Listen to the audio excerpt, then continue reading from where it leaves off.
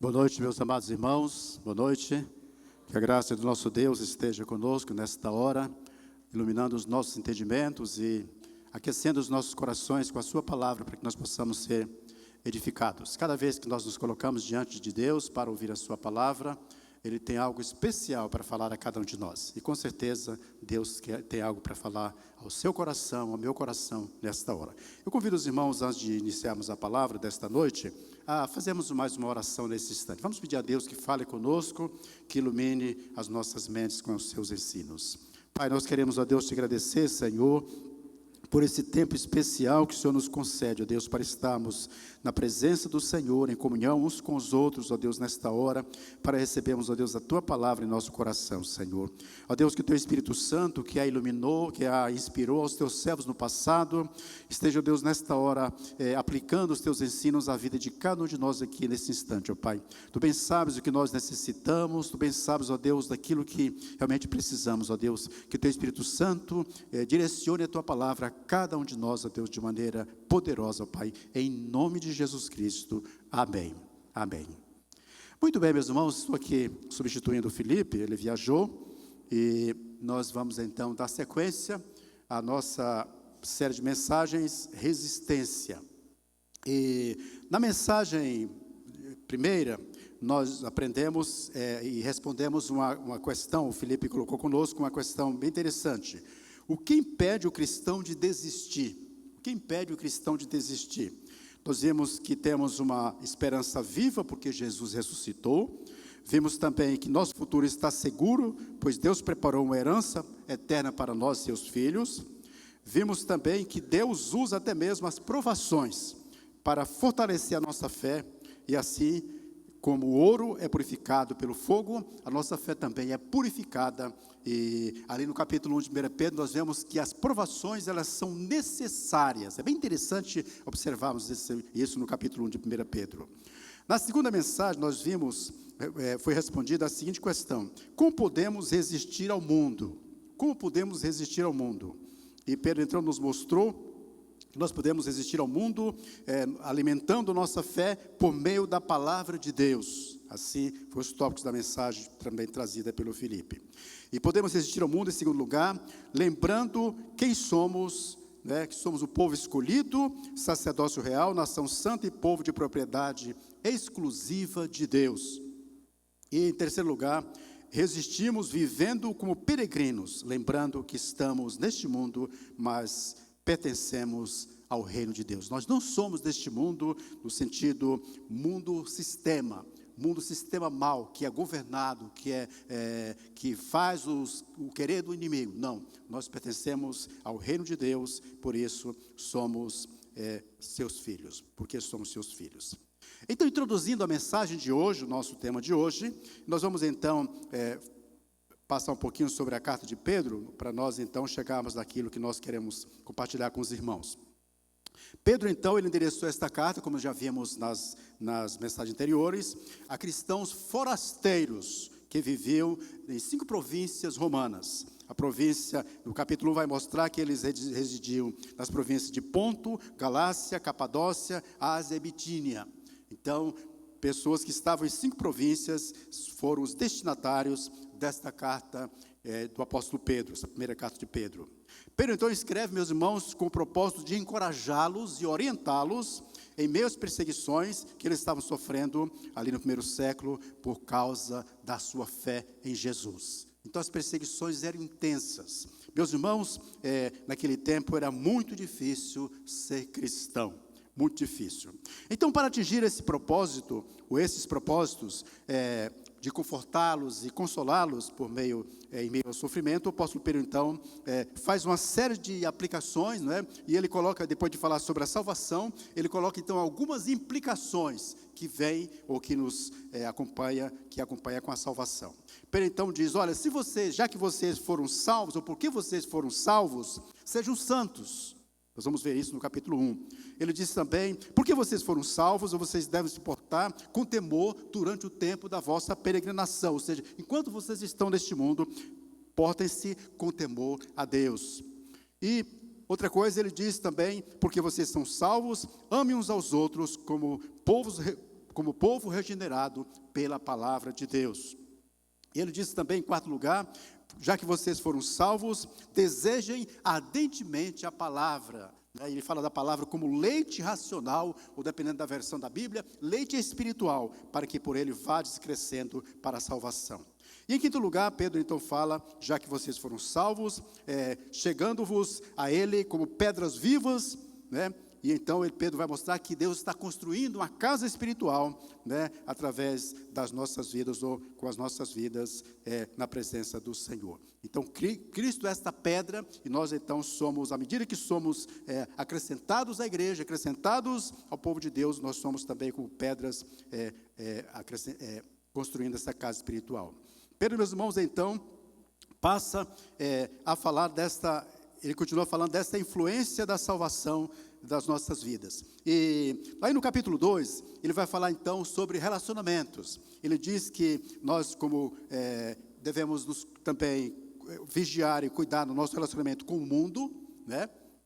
Nós não somos deste mundo, mas nós precisamos saber como nos relacionar com este mundo.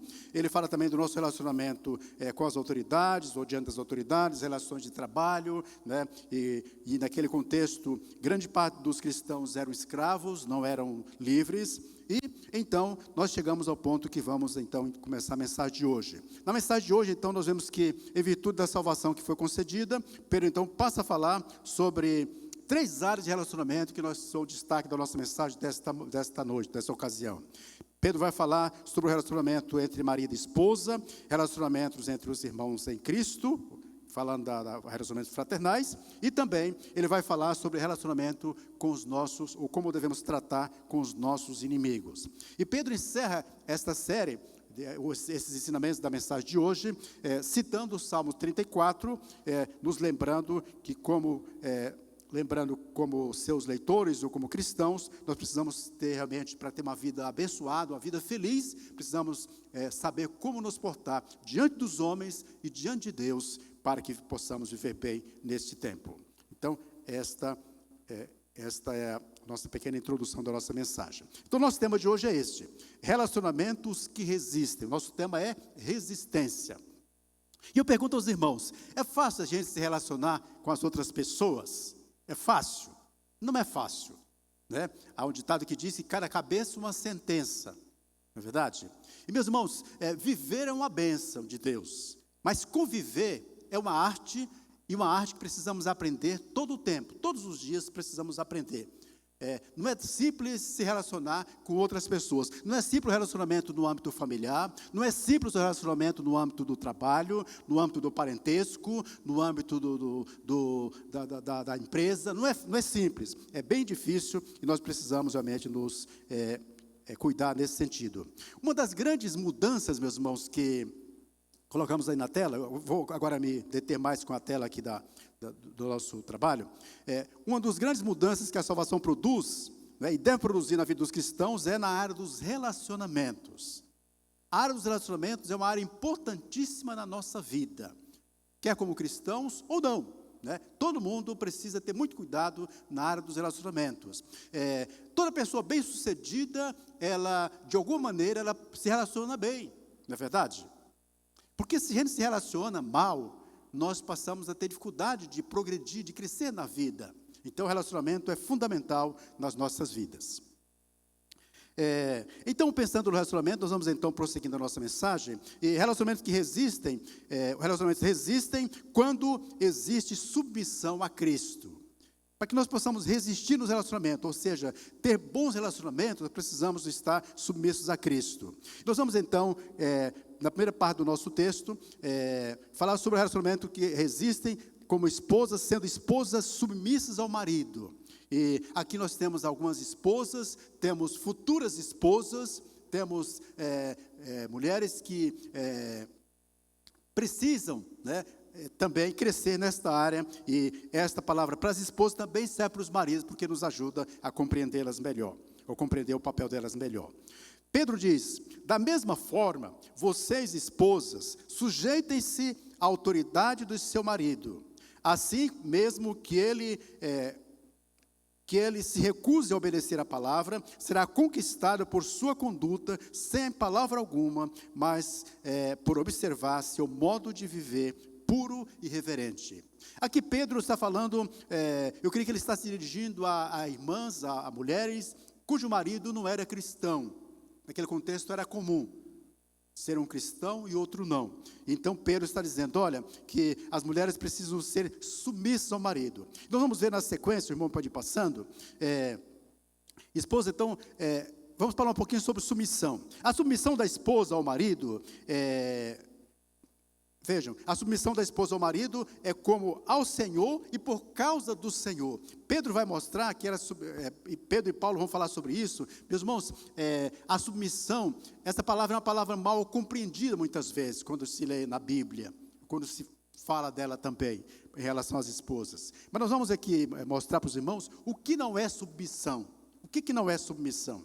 Submissão não é inferioridade. A esposa submeter-se ou ser submissa à autoridade do seu marido não significa que ela está se inferiorizando. Não é inferioridade. Submissão também não é silêncio forçado. A esposa, pode deixar um pouquinho, voltar um pouquinho, isso. A esposa não perde a sua voz, sua inteligência ou sua vontade. Ela não se anula ao se submeter à autoridade do seu marido. Não é isso. Submissão não é permissão para abuso do marido, para autoritarismo, para o marido agir com rigor, para pisotear, né, a esposa, não. Qualquer forma de violência física, emocional ou financeira é pecado e deve ser denunciado. A gente vive num tempo onde tem acontecido no nosso país muito feminicídio. Até eu tenho uma opinião um pouquinho diferente daquilo que a gente escuta na televisão. E vou falar para os irmãos por quê. Eu lidei com pessoas muitos anos, né? Me aposentei como pastor, trabalhei mais de 40 anos como pastor, e eu lidei com muitos problemas conjugais, problemas de toda a natureza, irmãos não imaginam o tipo de problemas que o pastor às vezes acompanha. E, meus irmãos, como é mostrado na televisão, a mulher é colocada sempre como vítima e o marido como vilão, e não é verdade isso. Não pensem, irmãos, que eu estou aqui jogando pedra nas irmãs, por favor, espere eu concluir meu pensamento. Por favor. Meus irmãos, problemas conjugais nunca é de um só. Porque se a mulher fosse perfeita, podia até dizer, não, o culpado é o homem. Ou se o homem fosse perfeito, podia dizer, não, o culpado é a mulher. Mas não, meus irmãos, em problemas conjugais sempre tem uma parcelinha para cada um. Não é verdade? Sempre tem. Então, a televisão mostra de maneira distorcida a questão. Claro que eu não sou a favor de que as mulheres sejam espancadas, sejam maltratadas, que as mulheres não devem ser assassinadas pelos maridos, de maneira nenhuma. Isso está tudo errado. Isso é contra a palavra de Deus, contra Deus. Mas, meus irmãos, a televisão mostra de uma forma diferente. Submissão não é obediência cega. A lealdade a Deus vem antes da lealdade ao cônjuge. Se algo fere a palavra de Deus, não deve ser seguido. Então, submissão da esposa ao marido não deve ser algo cego, que ela vai fazer sem levar em conta o que diz a palavra de Deus, o que diz os ensinos bíblicos. Não é desse jeito também. Submissão não é subserviência, sujeição humilhante às vontades do marido, não. Na cultura bíblica, nos tempos bíblicos, nos tempos antigos, a mulher não tinha muito valor, a mulher não era muito valorizada. Graças a Deus, a palavra de Deus e principalmente o Evangelho de Jesus Cristo enobreceu a posição da mulher. Jesus colocou a mulher no seu devido lugar, no sentido que ela realmente merece, que ela é digna de estar como ser humano. Em nada a mulher é inferior ao homem, ela é diferente do homem. Ela é diferente do homem, na sua estrutura física, emocional, a mulher é muito diferente do homem, mas a mulher não é inferior ao homem e deve ser reconhecida assim. A ideia da submissão não é de inferioridade, competição ou rivalidade, mas de parceria na edificação da família. Deus constituiu a família, meus irmãos, colocando o homem como líder da família. E a mulher como auxiliadora. Lembra quando Deus criou a mulher? Lá em Gênesis capítulo 3, capítulo 2. Deus fez a mulher e diz, esta é a auxiliadora. Né? Diz que para o homem não havia uma mulher, uma auxiliadora idônea. Deus então fez a mulher da costela do homem e a colocou diante dele para que vivesse com ele. Submissão da esposa, meus irmãos, aqui é uma sujeição em amor, como a igreja está sujeita a Cristo que a salvou. Veja que a Bíblia compara a sujeição da esposa ao marido com a sujeição da igreja a Cristo. Ou seja, meus irmãos, é algo muito nobre, é algo muito interessante esta comparação que a palavra de Deus faz. Então veja que a mulher submeter-se à autoridade do seu marido é algo muito sublime aos olhos de Deus, é algo muito importante, meus irmãos, na estrutura e na sustentação da família.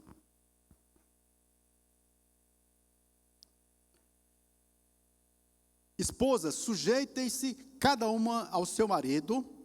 Aqui vemos que Paulo fala sobre o mesmo assunto. Esposa, sujeitem-se cada um ao seu marido, como ao Senhor, pois o marido é o cabeça da esposa, como Cristo é o cabeça da igreja. Ele é o salvador do seu corpo, a igreja. Assim como a igreja está sujeita a Cristo, também vocês, esposas, devem se sujeitar em tudo ao seu marido. Está vendo aqui a comparação que Paulo faz? Né? Paulo diz que a mulher deve estar sujeita. Meus irmãos, sujeição à autoridade. A mulher precisa aceitar a liderança do seu marido. Não significa que o marido vai fazer tudo sem antes combinar com a esposa, sem antes conversar com a esposa. Isso está errado. O marido deve também ouvir a esposa. Mas Deus colocou o marido, o esposo, como o cabeça da família. A submissão da esposa cristã ao marido é uma oportunidade de testemunhar do Evangelho de Jesus Cristo. Aqui Pedro está falando, meus irmãos, a esposas cristãs que tinham maridos não cristãos. Então, Pedro vai mostrar que a submissão da esposa é um poderoso instrumento de evangelização do marido. Assim mesmo, que ele se recuse a obedecer à palavra, será conquistado por sua conduta sem palavra alguma, mas por observar seu modo de viver puro e perseverante, puro e reverente, melhor. Veja, meus irmãos, Pedro está falando que o procedimento da mulher cristã, eu não sei se as irmãs têm parado para pensar sobre isso, mas as irmãs que têm mais tempo de vida conjugal, eu creio que já descobriram isso. Vocês, minhas queridas, têm um poder muito grande sobre a vida do seu marido. Quantas irmãs aqui são casadas, por favor? Quantas casadas? Algumas, né? Olha, vocês têm um poder enorme sobre a vida do seu marido, tanto para o bem quanto para o mal. É interessante que lá em Gênesis, a Bíblia não diz que o diabo conversou com Adão, diz? Não diz. Diz que a conversa foi com Eva, mas Adão acabou comendo o fruto depois, não foi? Também. Então a mulher tem muito poder. Salomão diz em Provérbios, capítulo 14, versículo 1, diz assim, que a mulher sábia edifica a sua casa, mas a tola, o que faz? Destrói. Então, minhas queridas, as irmãs têm um poder enorme. Uma vez eu tive uma experiência, eu estava lidando com uma família, e o marido, ele estava meio afastadão da igreja, tal, e ele, na verdade, não tinha muitos sinais de conversão. Ele tomava uns pileques e tal, fazia umas baguncinhas lá e tal, e ele não tinha muito sinal de convertido. E ele disse, pastor, você conhece a fulana na igreja, tal, santinha, tal, você não sabe quem é, você não conhece. Ela é uma fera, em casa é uma fera. Em casa é uma fera, em casa é uma onça. Meus irmãos, a Bíblia diz que a mulher santa tem poder, o testemunho dela, a vivência dela, traz um grande poder para transformar a vida do marido. Conta-se que um certo homem castigava sempre a esposa toda vez que ela ia à igreja. Ele castigava severamente mesmo, dava pancadas mesmo, batia na roupa dela com ela dentro. E isso aconteceu algumas vezes. Até que um dia ele pensou, poxa, essa mulher apanha para ir na igreja, apanha quando vai na igreja e continua indo, e continua indo. E um dia ele pensou, depois que ela for, eu vou na igreja também. Eu vou sentar lá, ela não vai nem me ver, eu vou sentar lá atrás e vou ver o que acontece lá, porque essa mulher gosta tanto de ir nessa igreja. E ele foi. Depois que a mulher foi para a igreja, ele foi, sentou lá no fundão e tal, e ficou ali observando e tal. Resultado, Deus mudou a vida dele também. Deus mudou a vida dele também. Porque aquela mulher, embora sendo punida, embora sendo maltratada, ela continuava firme no Senhor. dando o seu exemplo de uma vida transformada. Meus irmãos, a submissão ensinada no Novo Testamento não destrói a igualdade entre homem e mulher. Ela organiza responsabilidades dentro do casamento. Foi a maneira que Deus estruturou a família, colocando o homem como líder e a mulher como auxiliadora. Esposas resistem cuidando da beleza interior. Agora Pedro fala um aspecto bem interessante aqui. Esposas resistem cuidando da beleza interior. Não se preocupe, diz Pedro às esposas, não se preocupe com a beleza exterior, obtida com penteados extravagantes, joias caras e roupas bonitas. Em vez disso, vistam-se com a beleza que vem de dentro e que não desaparece, a beleza de um espírito amável e sereno, tão precioso diante de Deus.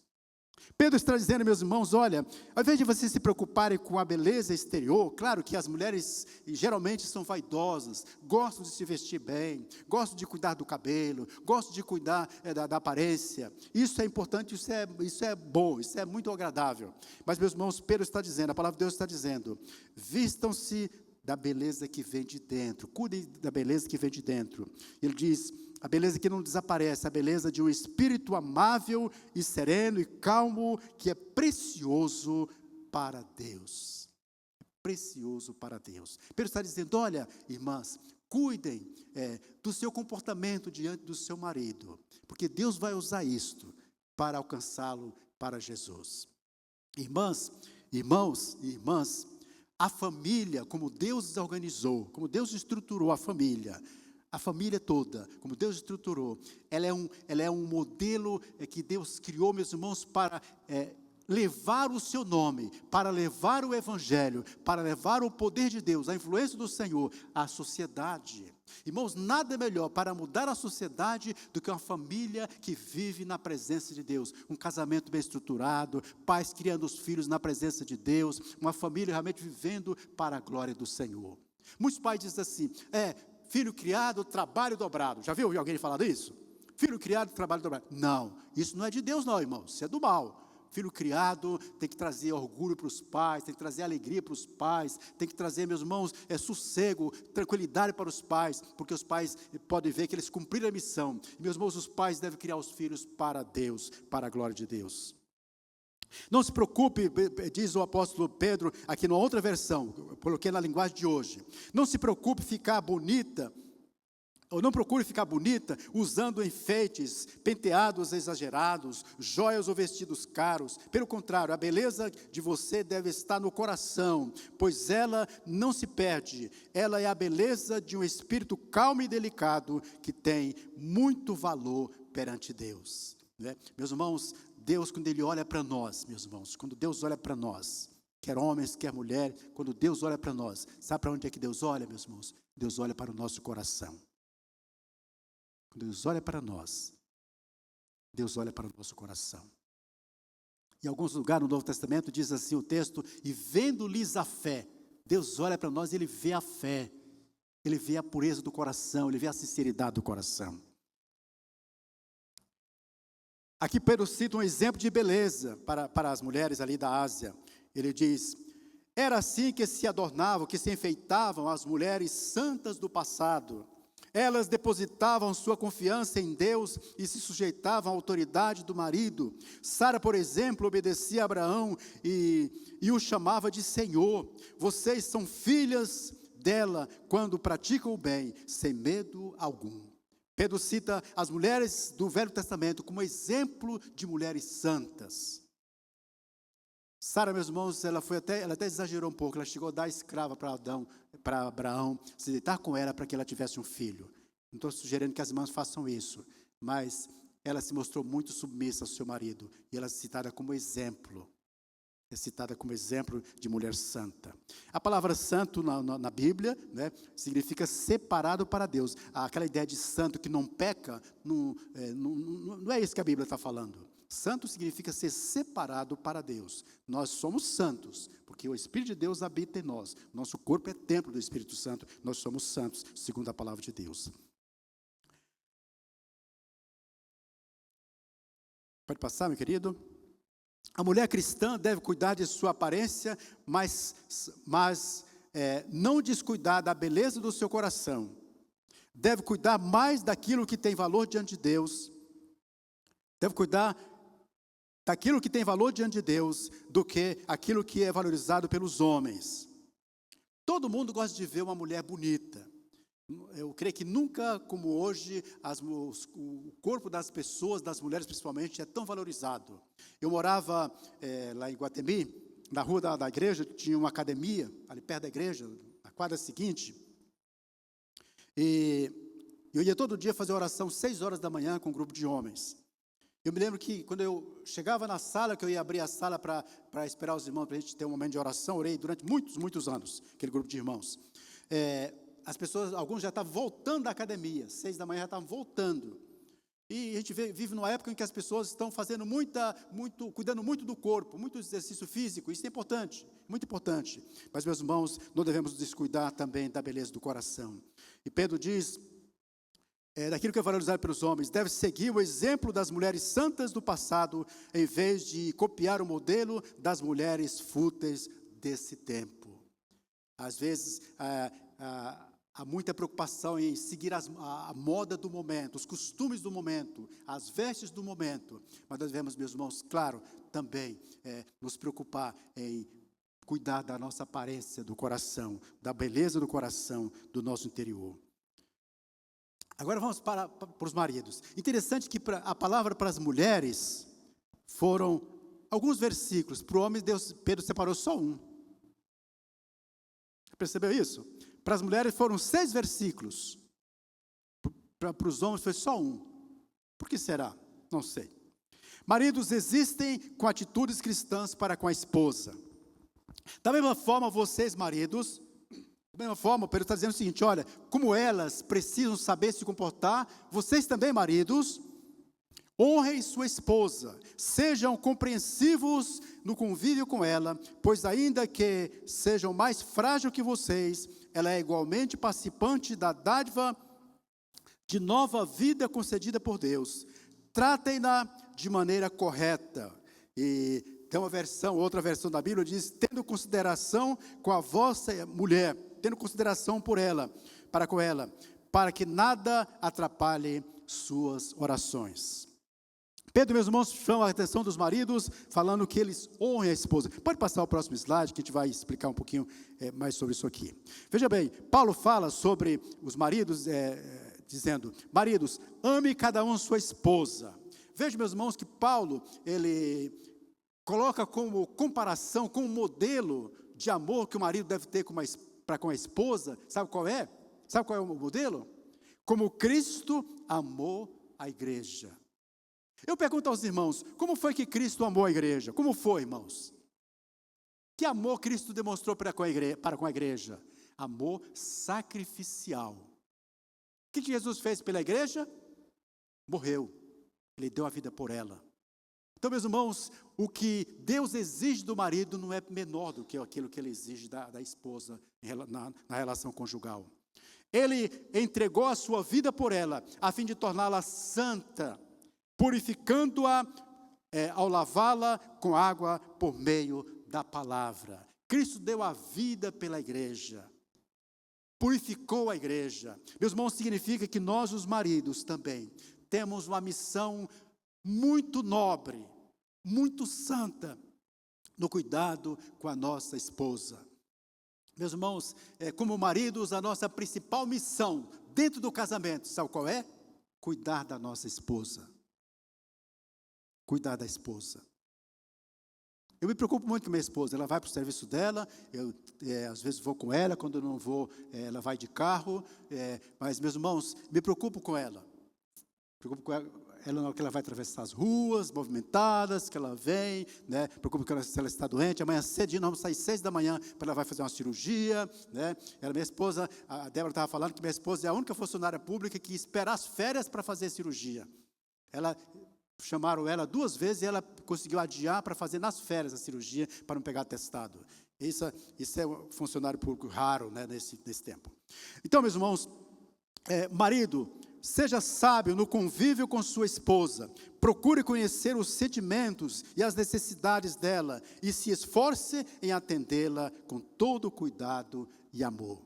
Procure conhecer. Irmãos, depois que eu casei, eu descobri uma coisa muito importante sobre as mulheres. Coisa muito importante, fantástica, coisa assim, fantástica. Eu acho que ninguém descobriu ainda. Acho que só eu que descobri. Sabe qual é? Os homens não conseguem entender as mulheres. Foi isso que eu descobri. Os homens não conseguem entender as mulheres. Até que eu não queria entender as mulheres, eu queria entender só a minha, já estava bom. Mas não consegui até hoje. Acho que é porque é pouco tempo de casado, né, irmã Pérsia? Só 37 anos, é pouco tempo ainda, tá? No começo. Então, meus queridos, mas o marido deve procurar entender a esposa, entender as suas necessidades. Irmãos, todo mundo tem as suas dificuldades na vida. Quando a gente vem para o casamento, a esposa vem para o casamento trazendo a sua influência familiar. Sua influência familiar. O marido vem para o casamento trazendo a sua influência familiar. Os dois se juntam para formar uma nova família. Não é fácil, meus irmãos, essa adaptação. Não é fácil esse convívio. Não é fácil o começo. Não é fácil quando chegam os filhos. Não é fácil na educação dos filhos. Não é fácil, meus irmãos, na maneira de usar o dinheiro. Não é fácil na maneira de trabalhar, de escolher a profissão. Não é fácil. Mas, meus irmãos, devemos nos esforçar em colocar a nossa missão, a nossa família, o nosso lar, nossa família, como realmente a direção que nós queremos dar. E os dois devem, principalmente como casal cristão, devem combinar a maneira de viver na presença do Senhor e buscar em oração na presença de Deus. Pedro vai dizer que o casal deve viver bem. O marido e a esposa devem viver bem, para que não sejam impedidas as suas orações de serem ouvidas por Deus. Está dizendo com isso o seguinte, que o casal cristão precisa orar juntos. Eu e minha esposa, nós oramos todo dia juntos. A gente ora, a gente lê a Bíblia durante um tempo, depois nós passamos um tempo orando. Nós oramos pela igreja todo dia aqui, eu oro pelas 2 igrejas que eu já pastoreei anteriormente, e oro pelos meus filhos todos os dias, pelos meus netos, oro pelos irmãos idosos, e oro por pessoas enfermas, e oro por várias pessoas. Várias pessoas. E nós oramos juntos, e Deus tem nos dado grandes vitórias por meio da oração. Para o apóstolo Pedro, meus irmãos, o casamento não é uma instituição privada e isolada. É uma plataforma pública de testemunho do Evangelho. A forma como marido e mulher se relacionam demonstra ao mundo a realidade do amor, da graça e da ordem de Deus. O casamento, meus irmãos, é realmente um cenário, é um palco, é uma plataforma, melhor dizendo, onde realmente Deus deve ser manifestado. Deus deve ser, meus irmãos, visível. A família deve ser visível através, Deus deve ser visível através da família, através do casamento. Aplicações práticas desse texto do marido e da esposa. Para as esposas, seu caráter e suas atitudes silenciosas, amor, respeito, temor a Deus, têm um poder de transformação maior do que muitos argumentos em palavra. Às vezes a mulher se preocupa em evangelizar o marido que não é crente, falar. Não. A imagem da vida cristã, da vida com Deus, tem muito mais poder do que muitas palavras. Meus irmãos, onde é o lugar mais difícil da gente ser crente? Onde é o lugar mais difícil da gente ser crente? Onde? Dentro de casa. Quem conhece mais você? A esposa. Quem conhece mais a esposa? O marido. Então, o lugar mais difícil. Então, é ali, meus irmãos, que o nosso poder, que o nosso testemunho tem mais poder para transformar. É ali. Para os maridos, a verdadeira liderança no lar não é ditatorial, mas sacrificial e inteligente. Você foi chamado para proteger, compreender e honrar sua esposa. Um dia, a esposa estava indo para o médico, na igreja, né? Meu ministério. E a situação de saúde dela era muito grave. E o marido não ia. O marido ficou trabalhando, cuidando do seu serviço lá e tal. Eu falei, você não vai com ela? Não, pastor, não sei o que. Larga tudo e vai com ela, agora. Ela é sua esposa. Você vai abandoná-la no momento mais difícil da vida dela? Meu amigo, não tem serviço que deve ocupar a sua vida agora. Agora, o seu principal serviço, a sua principal missão é cuidar da sua esposa. E ele largou e foi com ela. Eu não me sentiria bem ficar em casa ou em outro lugar e minha esposa ir para o médico sozinha. Eu não me sentiria bem. Meus irmãos, nós casamos para cuidar um do outro. E isso deve ser feito com todo carinho e amor. Para o casal, o casamento é um termômetro espiritual. A forma como vocês se tratam afeta diretamente a vida de oração e a intimidade com o Senhor. Importante o convívio. Casal que vive bem, pode orar melhor. É mais fácil a mulher ser submissa ao marido do que o marido amar a sua esposa como Cristo amou a igreja, diz esse escritor. Veja bem, meus irmãos, se a esposa acha difícil ser submissa ao marido, imagina o marido amar a esposa como Cristo amou a igreja. É fácil para ele? Não é não.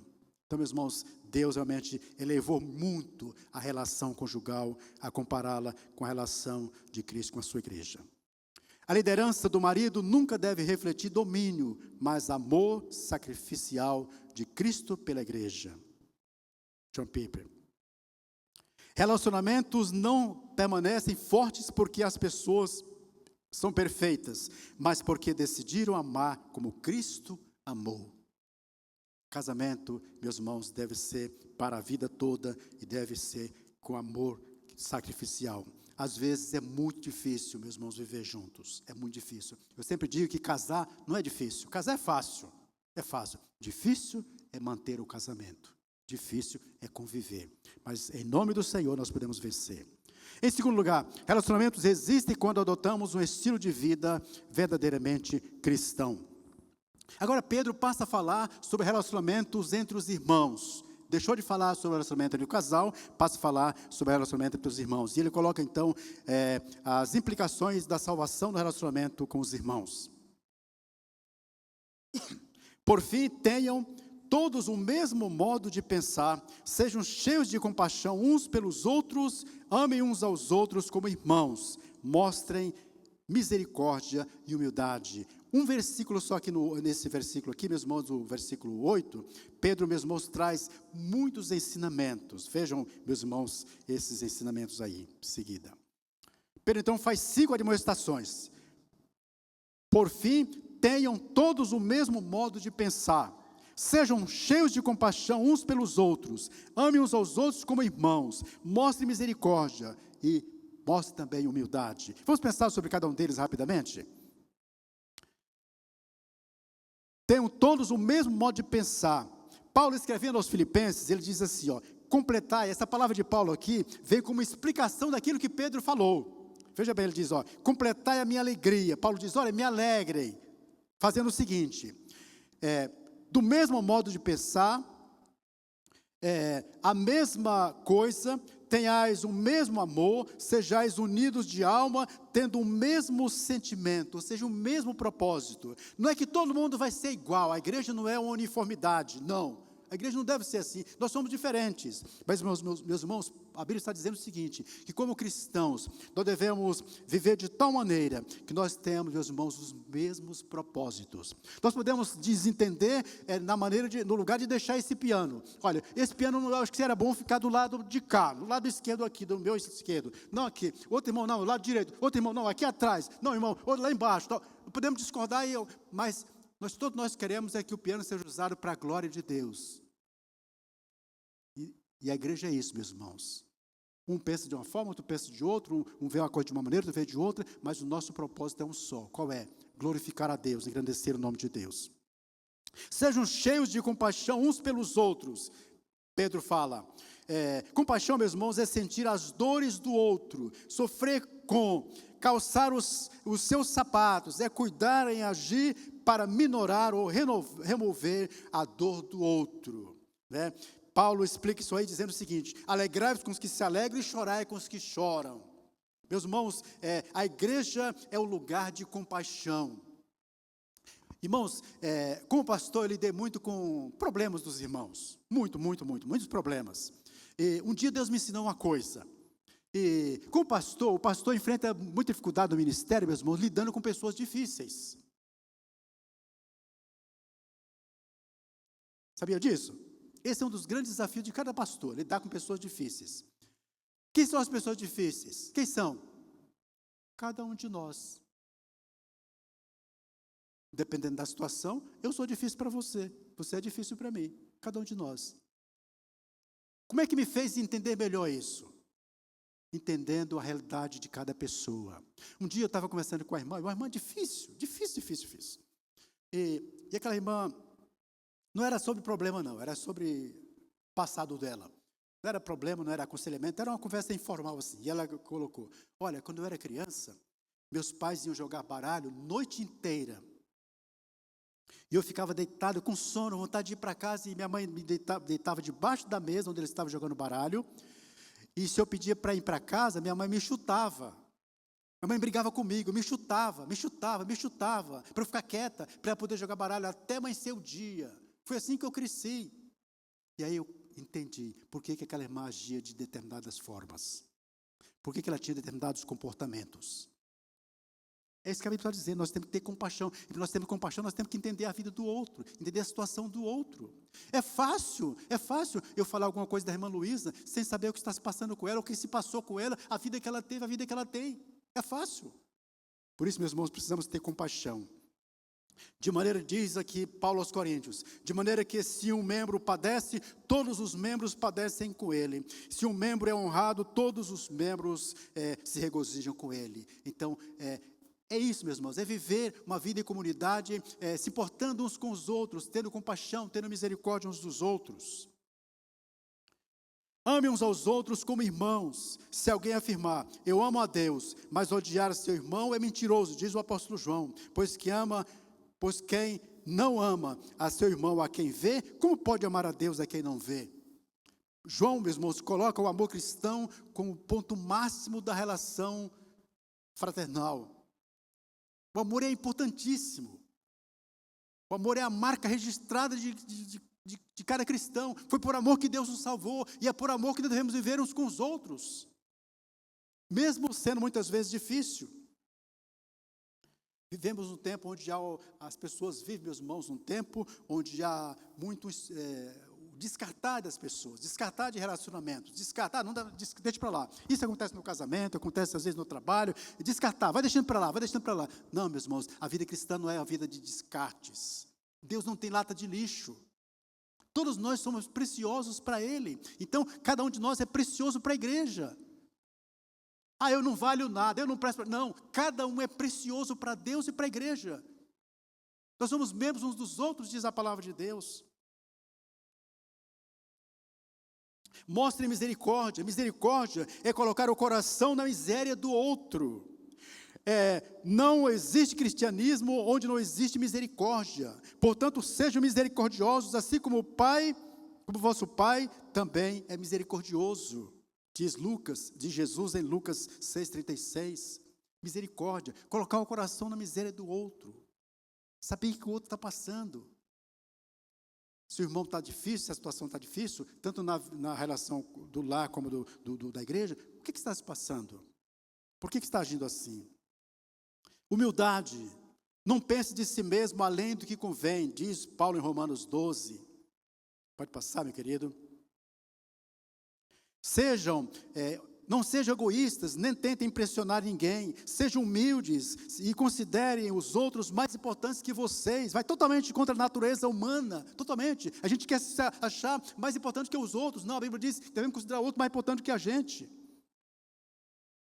Não procure apenas os próprios interesses, mas preocupem-se também com os interesses alheios. Tenham a mesma atitude demonstrada por Cristo. O que Cristo fez, meus irmãos? Cristo abriu mão de tudo, inclusive do céu, para vir a este mundo nos salvar. Para vir nos salvar. Ele se tornou um de nós, para morrer naquela cruz, levando os nossos pecados. Ele é o nosso modelo maior de humildade e relacionamento. Humildade é descer do pódio da vaidade e honrar o irmão, considerando superior a si mesmo, a nós mesmos. É descer. Às vezes, meus irmãos, nós nos achamos tão importantes e desprezamos os outros. Isso é totalmente contra o Evangelho. No reino de Deus, a pirâmide está invertida. Ser grande é ser pequeno. Ser maior é ser servo de todos. O que Jesus fez? Jesus diz, eu vos dei o exemplo. Que exemplo que ele deu? Lavando os pés dos discípulos. Ele diz, vocês devem fazer o mesmo. Fazer o mesmo. Servir uns aos outros. Terceiro lugar, resistimos como cristãos quando tratamos bem os nossos inimigos. Meus irmãos, aqui é um negócio bem sério, que vai também totalmente contra a nossa natureza. É no trato com as pessoas que nos maltratam, que nos perseguem. Não retribuam mal por mal, nem insulto por insulto, com insulto. Ao contrário, retribuam com uma bênção. Foi para isso que vocês foram chamados, e a bênção lhes será concedida, diz Pedro no versículo 9. Meus irmãos, não é fácil lidar com pessoas que nos maltratam, nos perseguem, não é fácil para ninguém. A nossa reação natural é reagir com ódio, com vingança, com represália, né, querendo nos retribuir o mal com o mal. Jesus diz no Sermão do Monte, eu, porém, vos digo, diz Jesus, meus irmãos, amai os vossos inimigos, veja bem o que ele fala, amai os vossos inimigos, bendizei, ou seja, falem bem daqueles que falam mal de vocês, falem bem deles, fazei bem os que vos odeiam, e orai pelos que vos maltratam e vos perseguem. Então veja o que Jesus manda fazer, meus irmãos, amar os inimigos, falar bem deles, fazer bem a eles, e orar por aqueles que nos maltratam e nos perseguem. Meus irmãos, se alguém está te maltratando ou te maltrata, seja quem for, ore por essa pessoa, se não pode falar uma coisa boa dela, ore por ela. Conta-se que um certo pastor estava tendo dificuldade com as irmãs que não se entendiam, encrenca na igreja, irmãs que brigavam e falavam uma da outra, e espalhavam fofoca e desavença na igreja e tal, e o pastor foi conversar com elas. Foi conversar com uma fazia, acho que costurava, e a outra fazia bolo, coisa assim. E o pastor foi conversar, e o pastor teve muita sabedoria. Foi falar com a irmã, e a irmã, olha, tal, e a fulana, não sei o quê, tal. Ele falou assim, mas irmã, mas ela faz um bolo que é uma beleza, mas que bolo que ela faz? Aí foi conversar com a outra, irmã, mas aquela irmã costura que é uma beleza. E ele foi falando só virtudes daquela irmã, para uma ele falava das virtudes, para outra falava das... A coisa se resolveu. Porque ao invés de ficar falando dos problemas, ele falava de virtudes. Todo mundo tem virtudes, não é verdade? Até mesmo no pior dos homens tem coisas boas. E até mesmo no melhor das pessoas tem coisas perniciosas, terríveis. Não é verdade? É assim. A ninguém torneis mal por mal, diz o apóstolo Paulo. Procurai as coisas honestas perante todos os homens. Se for possível, quando estiver, no que depender de vós, tende paz com todos os homens, ou seja, devemos fazer tudo para viver em paz com as pessoas, tudo para viver em paz. Não vos vingueis a vós mesmos, amados, mas dai lugar à ira, porque está escrito, dai lugar à ira de Deus, porque está escrito, minha é a vingança, eu a recompensarei, diz o Senhor. A quem pertence a vingança? A nós? Não, a Deus. É Deus, porque só Deus é justo. A nossa vingança nunca é justa, porque nós não somos justos em nós mesmos. Nossa medida é totalmente errada. Portanto, se o teu inimigo tiver fome, dá-lhe o quê? De comer. Tiver sede, dá-lhe de beber. Porque fazendo isso, amontoará brasas de fogo sobre a sua cabeça. O que é isso, irmãos? O que é isso? Você vai tratar tão bem a pessoa que te trata mal, que ela vai se condoer, que ela vai se contorcer, É fácil aguentar brasa na cabeça? Nunca coloquei, mas deve ser não, hein? Deve ser não. Então a pessoa vai se sentir tão constrangida, que ela resolve mudar em relação a você. Ela resolve mudar. Tanto você tratar ela bem, de tanto tratar bem. Só volta um pouquinho, irmão, por favor. Só volta um pouquinho, esse slide. Não te deixes vencer do mal, mas vence o mal com o quê? Com o mal? Com vingança? Não, com o bem. Com o bem. Veja bem aqui, irmãos, retribuir o bem com o mal é perversidade. Retribuir o bem com o mal é perversidade. Retribuir o bem com o bem e o mal com o mal é justiça. É justiça. Mas retribuir o mal com o bem é o quê? É graça, é misericórdia, é bondade, é humildade, é compaixão. é divino, é de Deus. Foi isso que Jesus fez por nós. As pessoas que estavam crucificando Jesus, o que ele falou? Pai, perdoa-lhes, porque não sabem o que fazem. Estavam gritando palavras de ordem, palavras terríveis, duras contra Jesus. Estavam matando ele. Diz, Pai, perdoa, porque não sabem o que fazem. Fomos chamados para ser bênção na vida das outras pessoas, inclusive na vida dos nossos inimigos. Deus nos chamou para ser bênção. Irmãos, nós queremos ser abençoados, não é verdade? E não há nada de errado nisso. Mas, meus irmãos, Deus nos chamou para ser bênção. Bênção na vida de outras pessoas. Quarto e último lugar. Pois se quiser desfrutar a vida e ver dias felizes, refreia a língua de falar maldades e os lábios de dizerem mentiras. Afaste do mal e faça o bem, busque a paz e esforce-se para alcançá-la. Pedro está concluindo o seu raciocínio e ele diz, olha, você quer viver bem? Quer uma vida boa? Quer uma vida, tem uma versão da Bíblia que fala, quer viver quer longevidade, viver longos dias? Quer viver uma vida maravilhosa? Está aí a receita. Está aí a receita. Pode passar, meu querido. Pedro conclui dizendo, os olhos do Senhor estão sobre os justos e seus ouvidos abertos às suas orações. O Senhor, porém, volta o rosto contra os que praticam o mal. O que Pedro está dizendo na conclusão dessa sua mensagem sobre relacionamentos? O que Pedro está dizendo? Pode passar? Pedro, meus irmãos, está dizendo o seguinte, olha, para vivermos bem, depende das nossas atitudes, diante das pessoas e diante de Deus. Quer viver bem? É isso. A gente sempre acha que o problema é com os outros, não é? Ah, mas eu não vivo bem lá em casa porque minha mulher também. Ah, pai, você não conhece minha mulher. Ah, eu vivo bem porque meu marido não sei o quê. Ah, não vivo bem porque meu patrão não sei o quê. Ah, meu empregado. Irmãos, não. A Bíblia está dizendo, quer viver bem? Quer viver bem? Cuide das suas palavras. Cuide das suas atitudes. Busque a paz. Busque viver uma vida de harmonia. Busque viver uma vida dentro do bem. Com as coisas boas. Porque Deus está olhando lá do céu. Deus olha do céu. Deus olha para os justos, Deus ouve as orações, leve os seus problemas diante de Deus em oração, procure servir ao Senhor, procure agradar a Deus, porque isso vai ser muito importante. Para refletir e praticar. Como você tem agido diante do seu cônjuge? Que tipo de marido eu tenho sido, você tem sido? Que tipo de esposa você tem sido? Será que eu tenho sido uma bênção na vida da minha esposa? Será que eu tenho sido uma bênção na vida do meu marido? Para a gente pensar. Seu relacionamento com os irmãos tem seguido os princípios de Deus? Hoje eu estava conversando com uma pessoa através do celular, e a pessoa, porque na igreja tem não sei o quê, na igreja tem muita coisa errada, não sei o quê, tal. E eu falei, realmente, na igreja tem muita coisa errada. A igreja é igual a arca de Noé. Você sabe por que Noé e a família dele aguentaram dentro da arca? Cheio de bicho lá, e cocô de bicho, e mau cheiro danado. Sabe por quê? Sabe por que eles aguentaram? Porque lá fora tinha um dilúvio. A igreja é assim. A igreja tem problema? Tem gente que peca, que faz coisa errada? Tem. Toda igreja tem. Só que lá fora tem um dilúvio. Lá fora é pior. Lá fora é pior.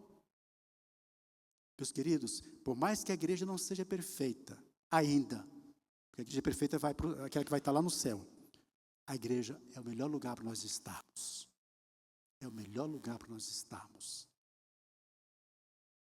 Nós somos pessoas que estamos crescendo, como diz aqui o propósito da igreja, em relacionamento com Deus, em relacionamento com os irmãos. Terceiro lugar, você tem procurado ser uma bênção na vida de outras pessoas, inclusive daquelas pessoas que te maltratam? Se você está tendo problema com o chefe, com o patrão, com o empregado, com alguém, procure ser uma bênção na vida dela. Procure ser uma bênção. Se for necessário, chega para ela uma hora e diga, olha, o que eu posso fazer para te ajudar, para te abençoar? A pessoa vai ficar assim, como, vai abençoar? Eu quero te abençoar a tua vida, eu quero te ajudar. Eu quero te ajudar. Meus queridos, se nós procurarmos ser uma bênção na vida das pessoas, com certeza nós vamos ser também abençoados por Deus. Eu vou chamar minha esposa, nós vamos cantar aqui um pouquinho um hino. Eu gosto muito dos hinos, nós vamos cantar esse hino, e os irmãos que puderem podem participar com a gente, tá bom?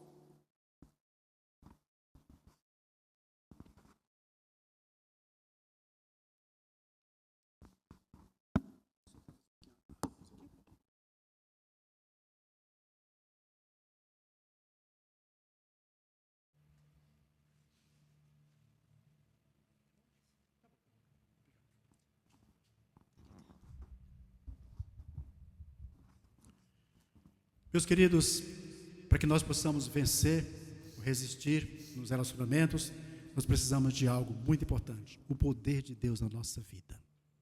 O poder de Deus, porque por nós mesmos nós não conseguiremos vencer. Nós somos fracos, somos falhos, somos imperfeitos, e só pelo poder de Deus nós podemos vencer.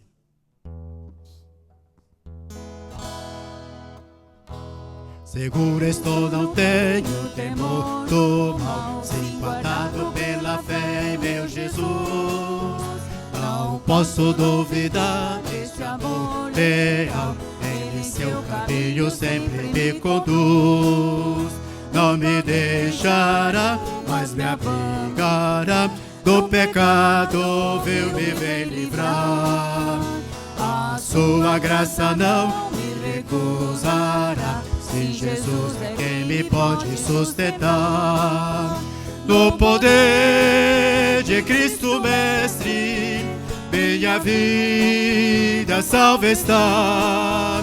Do perigo que se cala, Ele poderá livrá-la. Seu poder eterno sempre a susterá. Pode você dar mais alto um pouquinho, que está mais alto? Abrigo eterno tenho no Salvador, Ele esconde a minha vida em seu poder. Eu recear não posso do mal feito, que procura pertinaz me enfraquecer. Confiado então nessa proteção, sigo a Cristo e quero ser fiel. Na minha vida cheio de gratidão, sim, a meu Senhor e Rei Emmanuel. No poder de Cristo Mestre, minha vida salva está. No perigo que se cala, Ele poderá livrá-la. Seu poder eterno sempre susterá. Perigo algum me pode causar temor, pois o Salvador não me abandonará.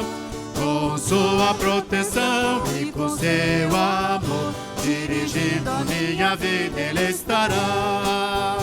Nunca o deixarei, mas fiel serei, sempre firme e cheio de fervor. A Cristo Redentor, meu Senhor irei, eu me entregarei firmado em seu amor. No poder de Cristo Mestre, minha vida salva está. No perigo que se cala, Ele poderá livrá-la. Seu poder eterno sempre a susterá. Meus irmãos, só pelo poder de Deus nós podemos ser bons maridos, boas esposas, bons irmãos em Cristo, bons relacionadores ou bons relacionamentos com as pessoas que nos maltratam, que nos perseguem. E assim ele diz: que consolação tem meu coração, descansando do poder de Deus. Ele tem prazer em me proteger, descansando no poder de Deus. Descansando nos eternos braços do meu Deus, vou seguro, descansando no poder de Deus. Vamos cantar mais uma vez o coro, vamos cantar? Vamos lá? Descansando nos eternos braços do meu Deus, vou seguro, descansando no poder de Deus. Vamos colocar de pé para a oração final? Vamos orar ao nosso Deus.